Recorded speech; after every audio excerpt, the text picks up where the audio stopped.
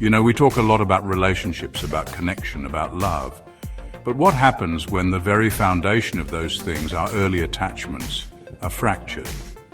This is when we start to see the fingerprints of attachment trauma. In this video, we are going to delve into 7 signs of attachment trauma. These signs are not about being difficult or dramatic or too much. Understanding the roots of these patterns can be incredibly liberating. Let's begin. Let me tell you about Sarah. Sarah is brilliant, funny and kind.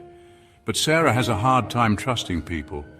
She's been burned before, deeply. A parent who broke promises, a friend who betrayed her trust. Now, every new relationship feels like walking on eggshells, always waiting for the other shoe to drop. She hesitates to open up, to let anyone in, because the fear of being hurt again is just too great. It's like there's a wall around her heart, built brick by brick with every betrayal. This difficulty trusting isn't about being closed off. It's a defense mechanism. Imagine carrying that weight of doubt, that constant fear of being let down. Behind that wall, Sarah is yearning for connection, but she needs to do it at her own pace, in her own time. Imagine a young man, David, who seems to have it all: charm, intelligence, success. Yet he struggles to form deep, meaningful connections. He flits from one superficial relationship to another, never truly letting anyone in.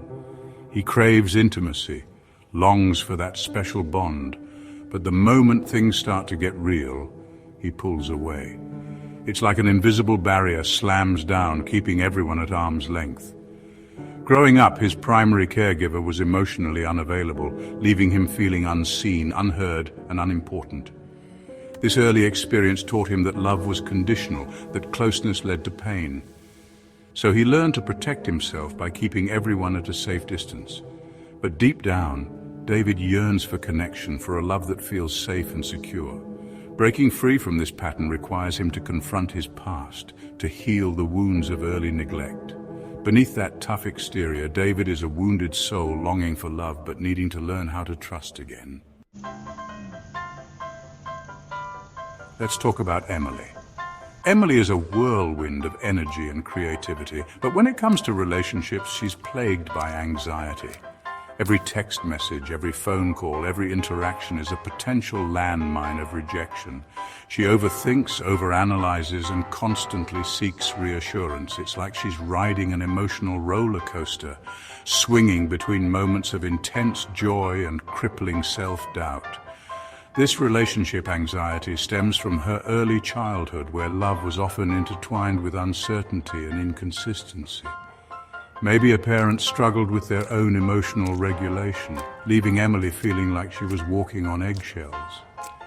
This early experience taught her that love was fragile, unpredictable, and something to be anxious about. Healing from this pattern requires her to challenge those deeply ingrained beliefs, to learn that she is worthy of love without condition.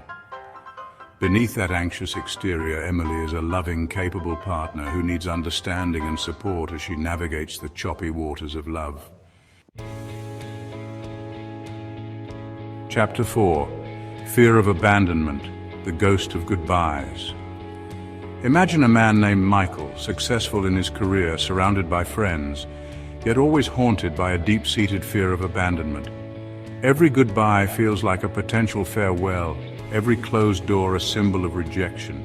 He clings to relationships, often staying in unhealthy dynamics out of a desperate need to avoid being alone.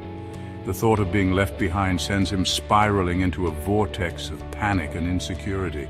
This fear, this constant dread of being left behind, stems from his childhood. Perhaps he experienced the loss of a parent, either physically or emotionally, leaving an unhealed wound. This early experience taught him that love was transient, that people could disappear at any moment. So he learned to cope by holding on too tightly, by trying to control the uncontrollable. Healing from this fear requires him to confront his past, to grieve the losses that shaped him, and to learn that he is worthy of love that lasts. Beneath that fear, Michael is a loving, capable individual. who needs reassurance and support as he navigates the complexities of love and loss. Chapter 5. Difficulty expressing emotions, the silent struggle. Let's talk about Sophia. Sophia is incredibly competent, organized, and always in control.